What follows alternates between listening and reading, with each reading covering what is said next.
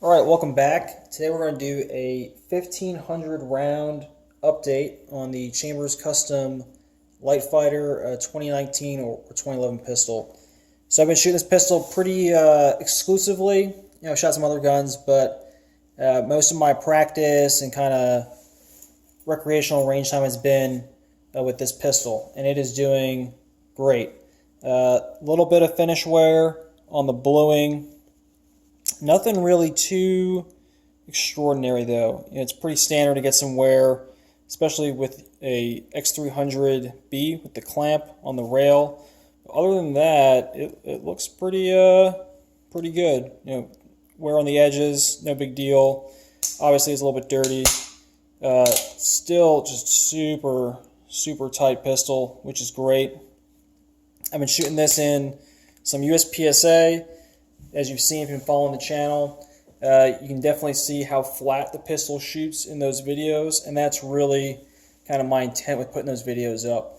It's one thing to intentionally demonstrate how a pistol shoots. It's another thing to shoot an entire match, have that recorded, kind of give you guys the real feel for how the gun shoots in reality, not when you're braced pointing the gun down at 45 degrees. I'm still using these STI magazines, the 16 round flush fit and the 17 round with the 10A Performance spacer there. I've had really no issues. I really do like shooting it with this base pad. Kind of gives me a full-size grip for my support hand.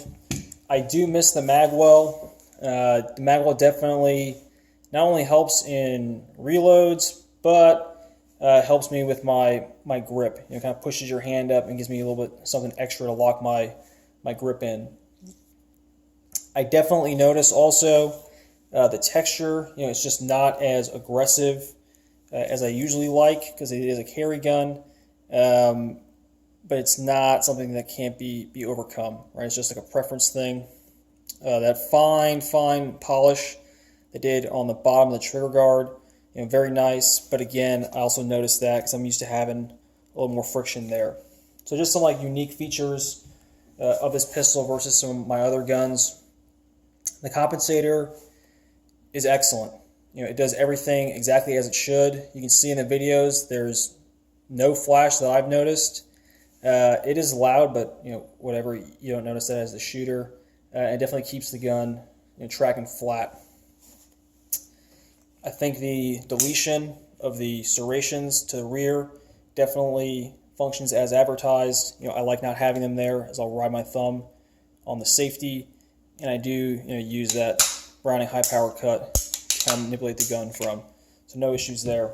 As far as accuracy, you can see on the right I got my 100 4X at 25, but more interesting I think is this series of one-shot draws at 50.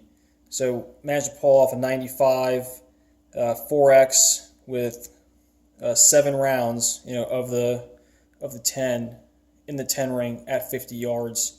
And that's shooting 115 grain lawman. So commander size pistol, right? Carry gun, not a duty gun, not a race gun. Still putting up some really excellent results at 50 with what actually turns out to be almost a hot load. Really satisfied with this gun. Very happy with everything this gun has done for me. And the Chambers plate design absolutely pays off. I have had little brass particles built up on the front of that rear sight that would have been on my RMR. So that absolutely operates as advertised.